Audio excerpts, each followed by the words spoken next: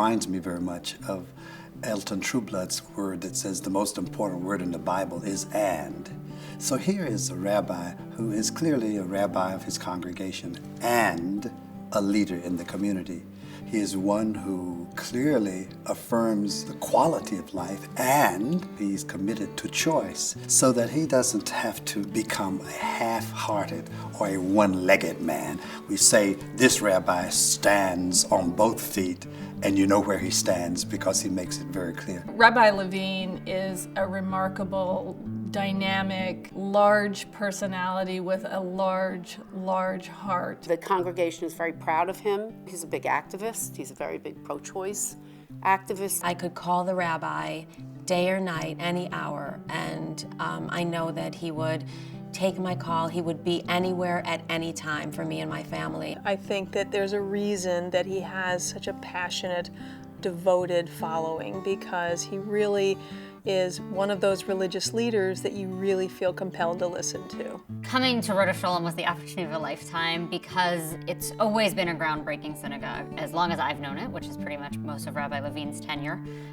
He just is willing to take risks and try new things. It's very easy to sit behind a desk when you become a member of the clergy and to make all kinds of pronouncements. It's easy to stand on a pulpit and make all kinds of statements.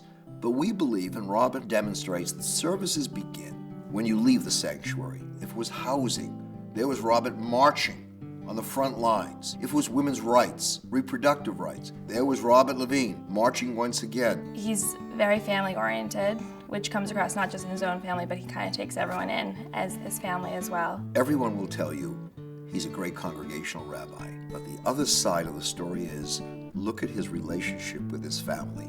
Look at the goodness he demonstrates. He can be as busy as possible, but he will not miss a son's baseball game, a daughter's performance. Rabbi Levine and Gina are such an incredible pair. This year when we went down to lobby Congress, Robert and Gina came down to Washington to meet with members of Congress on the pro-choice issue in the healthcare reform bill. He really has this deep passion for this issue and women's issues that I find really incredible in a man. He's a feminist to the core. I think it is so important to have the faith community be a full part of the discussion. And the reality is that within the faith community, it is not monolithic, but there are actually different points of view. Our Social Action Committee decided that we wanted to commemorate the 30th anniversary of Roe v. Wade. Everybody was going to be commemorating Roe v. Wade,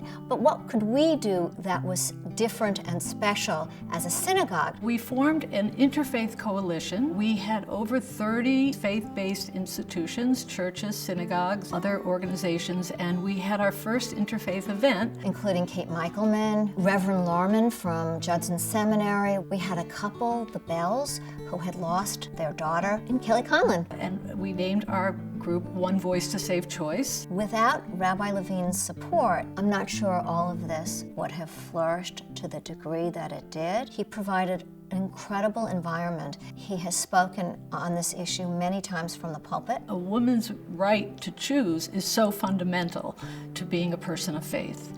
And we also wanted to counteract the far right who used their faith against women's rights. We really do provide a religious voice for choice. The more of us who believe that this is part of our religious commitment and our religious tradition, the more of us who can use our own language of faith and of choice and of commitment and do that grounded in our own religious tradition, it makes it clear to others that there's not just one religious voice in this debate. He's a very friendly, warm human being. You know, you want a hug and a kiss from Rabbi Levine.